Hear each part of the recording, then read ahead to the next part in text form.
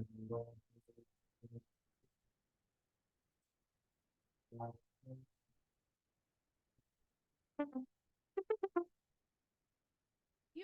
welcome to Active Kids TV. My name is Blake. And my name is Corbin. And today we will be asking our famous chef called Simon Fox some questions. They will be about what happens in his kitchen and what types of food he likes and makes. Over to you, Samuel and Caleb. Very slowly. I want you to do thin slices. I mean thin, guys, thin. Toe, heel. Toe, heel. But I'm just going to tip my blade down. Use your fingers. Mariama, are you all good? Yep. Okay, so we need a small dice up. How much? Not much. Just enough for the bottom of the pan. Now that we have completed this stage, we can actually speed up a little bit. You go to your pantry, you go to your fridge, you explore what is there, discover what you can do with it, and then start learning how it can come together and create an amazing fun thing. With my result, I think you should be happy with yours.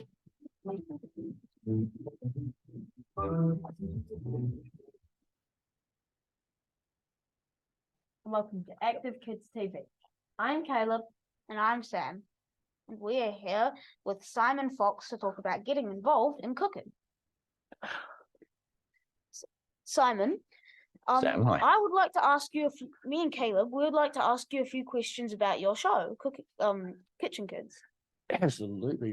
Thanks so much for having me on. Kia ora, koutou. Kia ora, Breens Intermediate School. And it's a privilege for me to be here to answer your questions. So thank you very much. You're welcome. I can answer any questions about Kitchen Kids. You can fire away anytime. Okay. Go for it. Now, what inspired you to start Kitchen Kids? I like the idea of cooking when I was a child, Sam. I believe that I grew up with very little in our cupboards at home. We didn't have much. I had too many brothers that were hungry, more hungry than I was. And so there wasn't much there. What was there, I like to invent and think that I could make something really good out of. And that's what I'm going to do with Kitchen Kids, is show kids how to use what very little they might have in their cupboards or fridges at home, and we can make something out of that. That's pretty much what Kitchen Kids will do for you. Yeah, that's why I like doing it. It helps you guys. What is the best thing about running Kitchen Kids? To see the results. So like I just said, let's say you've got only a small carrot and a little bit of celery and an old stinky old onion and maybe something here or something in the cupboard. Let's take all of that, put it in front of us, and then start exploring it, look at it, discover what we can do with it, create something from it, learn from all of that as well. So it can be done. You can take the basics out of your kitchen and cook with it. That's what I like to get out of it, watching you guys all be able to cook with whatever you find at home, without having to go shopping, because that's expensive, right? Right. Yeah, definitely. Yeah. Now, which recipe that has been cooked in the past on your show do you think is the most memorable, and why? Wow. I think that coddling eggs is a really good one. And I'm going to use coddled eggs in my next series. Coddling eggs is when you put eggs in, say, a coffee cup. You see, you break some eggs into a coffee cup. We all like to break eggs, right, guys? Break a couple of eggs into a coffee cup and then get a pot and half fill it with water and then put the coffee cup inside the pot and let it just bubble away and it will cook the eggs inside the coffee cup. It's really good fun. And then you can put cheese into the eggs in the coffee cup, mix that up, a little bit of chopped onion. Like I said, any vegetables, you can chop them up really, really fine. And on Kitchen Kids programs, teach you how to use a knife properly. You have to know how to use a knife, right? And we can make these amazing. So to me, that is a great recipe. It's so simple, and that's what I think a great recipe is, Sam. If that answers your question, something as simple as cooking eggs. Sure. I remember when we made that one. Do you remember that? Yeah. Ah, did you overcook yours? Wait, No. feel it. Sorry. Which recipe was your favorite? Of all time? Yeah. Wow. I invented a couple of really good ones, actually, so it's a tough question. I like my version of a vegetarian lasagna. I'm a vegetarian. I eat very little as much protein out of meat. I get protein out of legumes and other types of sources of protein. So I like to create vegetarian dishes. And I made a wonderful, wonderful lasagna. I have the recipe for it. If anybody's interested, I can give you the recipe for it. Some secret ingredients involved. Of course, being a chef, you have secrets, don't you? Yes. The only type of secrets we should have, by the way, is cooking secrets. We shouldn't keep any other kinds of secrets. Not really. So don't ask me what goes in it, but I will give you a recipe and you can discover that for yourself. Contact me on the website. Easy. Do you run Kitchen Kids on your own, or do like others help, like apart from your camera crew? That's a really good thing. So Kitchen Kids is a full televised production. The same people that are presenting or helped to presenting today, David Duckworth and his company have been very helpful with Kitchen Kids and producing the live stream. So we use multi-camera production, which means I have to have a team of producers, much the same as what you have here today. And behind the scenes, there's people who are marketing Kitchen Kids. In other words, they're putting it through, trying to reach the Ministry of Education, letting them become aware of what we're doing, because we believe it's such a good thing. It requires quite a team of people. So I'm very lucky to have a good team of people behind what I'm doing. Yeah. If that answers your question, Sam. Are there any other people in front of the camera?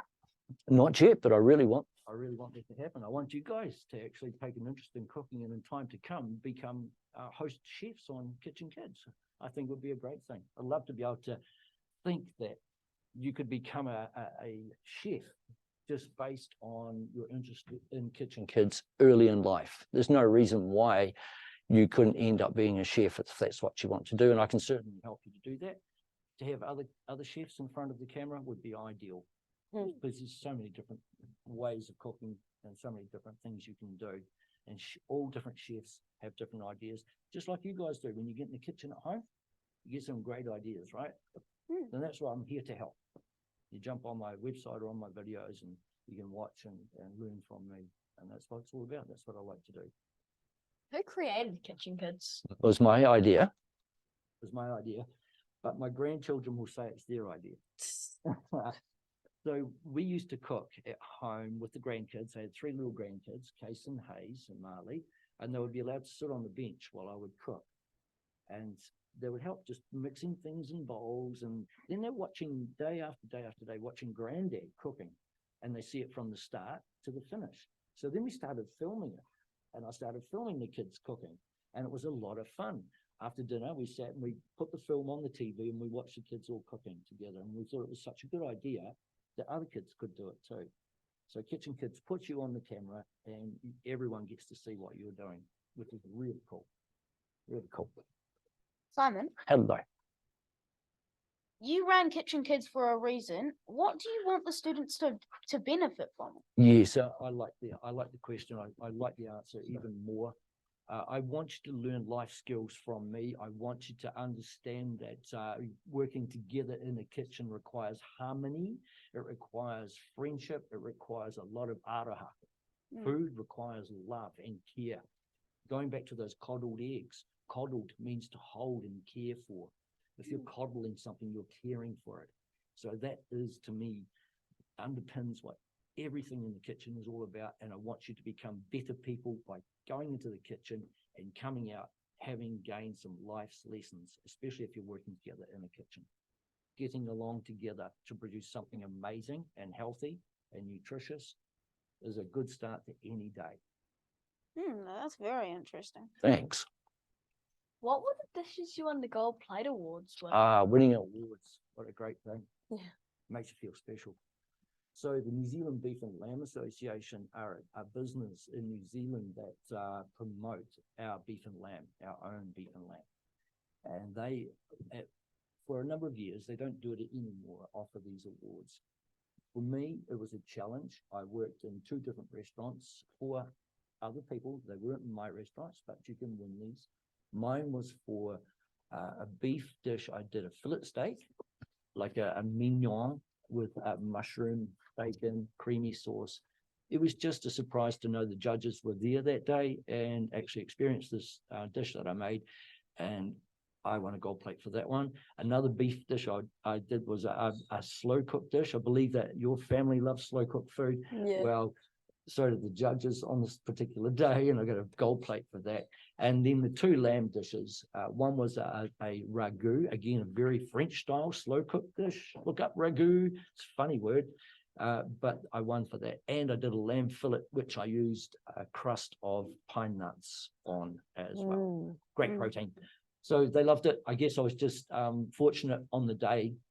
The judges surprised me and turned up, and I won those plates. Apparently the food was nice. Wow, sounds very delicious. Yeah, it's all delicious. Of course it is. Thanks. Well, that's all we have time for. Oh, Thank you, Simon, so much for taking the time to talk to us about cooking the kitchen things. well, Sam, it's been an absolute pleasure. Thank you. This is Sam. This is Caleb and Samuel from Active Kids TV. Goodbye. Awesome, guys. Last week we interviewed Sarah Pella about her role in the community. We will now Play play. that video now.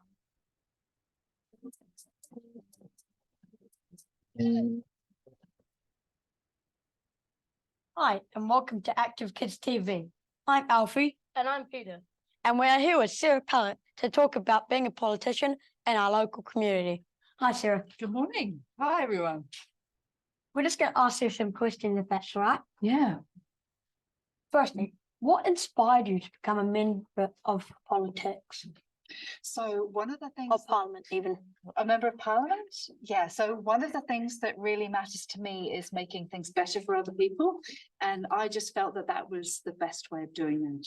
Ah, I've got another question for you. Yeah, sure. What steps are you taking to improve education in our area? So we're doing a lot to improve education in the area. One of the things that we're doing is making sure teachers are well paid, because we know how awesome teachers are. You'll have seen that we rolled out free school lunches for some of the schools in the area with Yeah. kids that need it the most.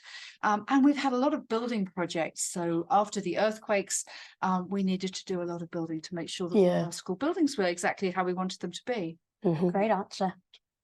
What are your main responsibilities as our local MP? So my main responsibilities as an electorate MP are really the people of Ireland. So every country, the country is divided into a number of electorates. And so I have about 70,000 people that live in Ireland that I try to support as best I can with all of the issues and problems that they bring to me. And that includes some of the people that are at school here, and some are in other electorates. Yeah. Can you explain how a bill becomes a law in our country's legislative? Yeah, sure. So it's quite a long process.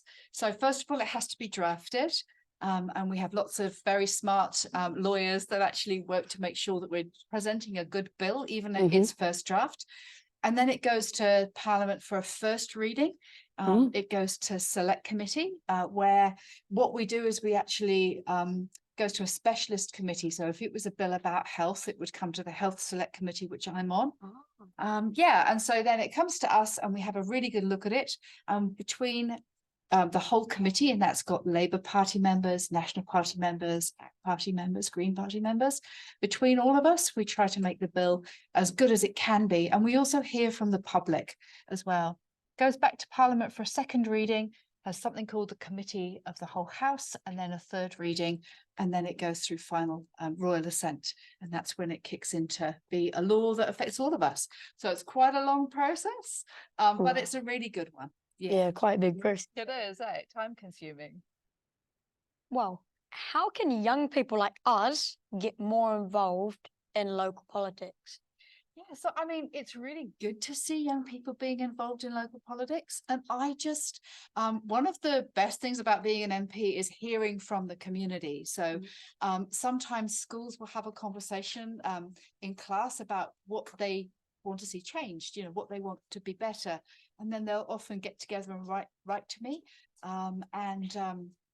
So we, you know, we have letters from students about things around the climate, things about, you know, smaller things that affect them, like how they get to and from school. They write to me and then I can feed it up the chain to the ministers and then see if we need to do something about it. Oh, very cool. Yeah. How do you balance the needs of needs and concerns of our local community with national issues? Yeah, that's a really good question. So half of the week when Parliament is what we call sitting, so we all go to Wellington and we sit in the big debating chamber. And we have our select committee work and all of that. So half of the week is doing that. And the other half of the week, we fly back to wherever our electorates are. For me, it's here.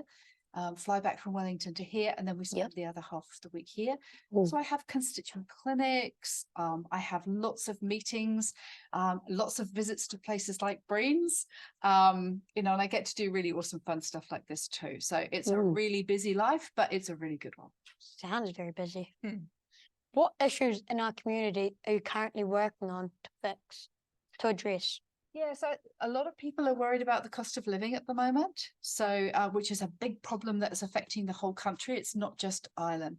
In terms of more locally, just recently we had a bit of an issue around a pedestrian crossing outside one of our other intermediate schools, outside Heaton School, and I made sure that I was working to try to ensure that they got the safest possible signalized crossing, so that school kids, when they were walking or biking or scooting to school, they were safe when they crossed that very busy road. Yeah. What are some of the challenges you face in representing our consistency? Some of the challenges, gosh, I think a lot of it is challenges would be the time available, right? You've heard that we have quite busy lives. So making sure that I do my very best for everybody all of the time. And also just the length of time sometimes that it can take to change things. We were talking about how long it can take a bill to become law. Sometimes it would be great if we could speed that up a bit, but in order to have a really good process, it does take time. Yeah. How do you gather input from constitutions like ours to inform your decisions? And what is a constitution? So everybody that lives in the electorate of Ireland, so roughly 70,000 people, they're all what we call constituents. So they're kind of constituents of the electorate. So I've got constituents of Ireland, and my Christchurch Central colleague will have constituents of Christchurch Central. So it's really just a way of describing the people that live in the area and the people that I serve and represent. So yeah, and I forgot the first part of that question. What was it? How do you gather input from Oh, great constitutions like question. us to inform your decisions? Yeah, so I do I have regular constituent clinics that people can book in a time to see me. So maybe like 15 minutes, they come and they give me a quick overview of what's going on for them. And I do lots and lots and lots of events. So I'll go out and about and meet up with people at things like Culture Galore, lots of ethnic events, so Zimbabwe Day, and at those events people talk to me. And of course, when I'm out and about, people know who I am. They'll come up, say hi, and tell me what's going on for them.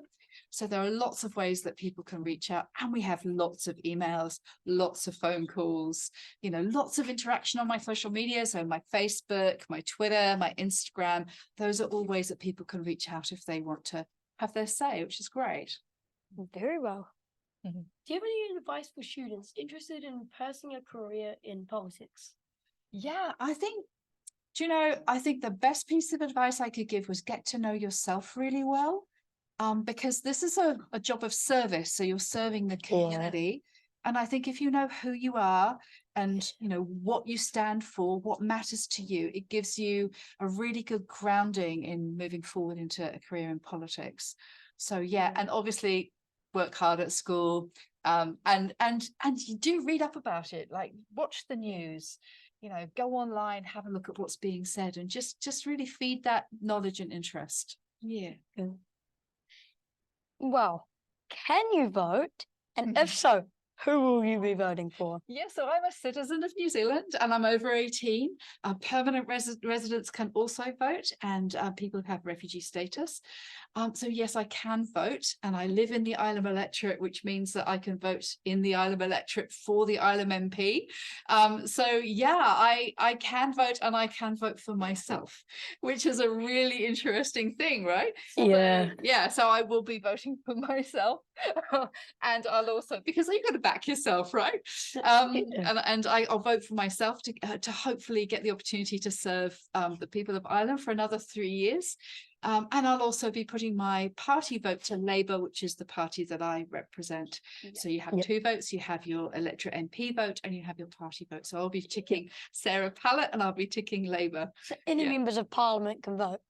If they live in their electorate, absolutely they can, yeah. So if Wow. they're registered to vote in their electorate, then Yep, they can vote for themselves. And you'd hope that they thought well enough of themselves to actually vote for themselves. But it's quite a funny experience, you know, because in 2020 was the first time I sat for to be the Member of Parliament for Ireland. It was the first time I put my name forward as the Labour candidate. And yeah, so I got to vote for myself in 2020, which was really, it was really a strange experience. Yeah. And I couldn't take a picture because you're not allowed to take pictures in the voting booth, but I really wished I could because it was quite special. Yeah. Yeah. Well, that's all we have time for. Thank you, Sarah, for having the time to talk to us about being a politician in our local community. you're so welcome. Thank you so much. This is Peter and Alfie from Active Kids TV. Goodbye. Goodbye. Goodbye. Welcome back. We'll now pass you over to Samuel and Hill, who are going to interview Emma Rutherford about music and songwriting. Over to you, Samuel and Caleb. Hi, and welcome to Active Kids TV. My name is Sam. She went home last week. Something about home felt unfamiliar. Sort of. That's right. Right.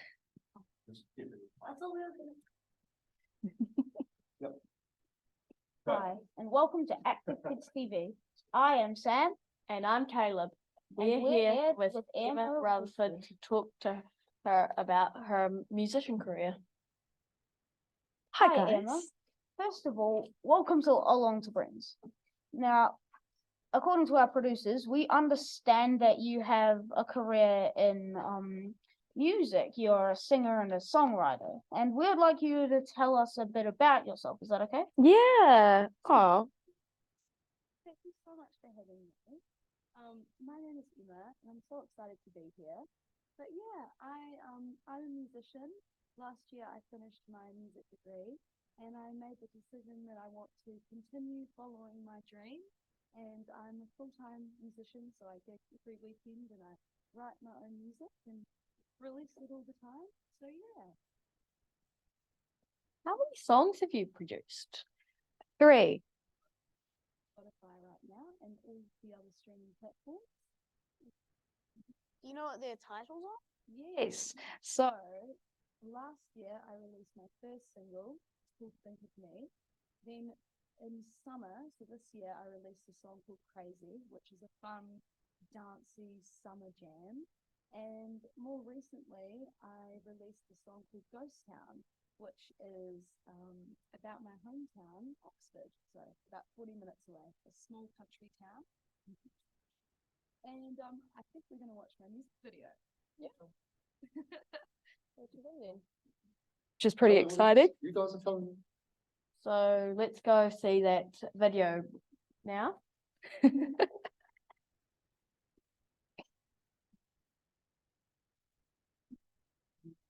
She went home last week. Something about home felt unfamiliar. Sort of strange, don't you think? She walked the streets alone, but time moved on because life is linear. And it's gone when you blink. I know it's strange. They will forget your name. Nothing ever stays the same. Goes down, full in the stream, the town just full of corrupt memories. Had to leave to know what it means. They left you behind, but you opened your eyes. Take the ticket or get left behind. Gotta swim or you sink.